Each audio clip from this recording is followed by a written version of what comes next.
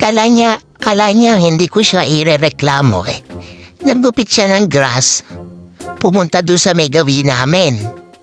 Sabi niya, hindi daw niya yun gawain. Gawain na daw yun ng gardener namin. Sabi ko sa kanya, kanino ba yung ginupit niya, hindi naman sa amin. Tapos sabi ko sa kanya, pag hindi niya yun nilinis, iko-complain ko siya. Patignan mo yung paglilinis, gano'n lang ang ginawa. Bukas irereklamo ko talaga yan.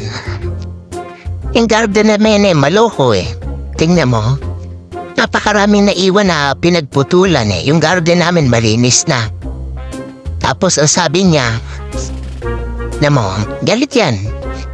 Kahit mag-doorbell ka, hindi ko maririnig kasi sira ang doorbell namin. Alak sa buhay mo. Hindi kita lalabasin. Kasi malinis na malinis yung garden namin eh. Tapos iiwanan mo ng kalat. Lagot ka talaga sa akin.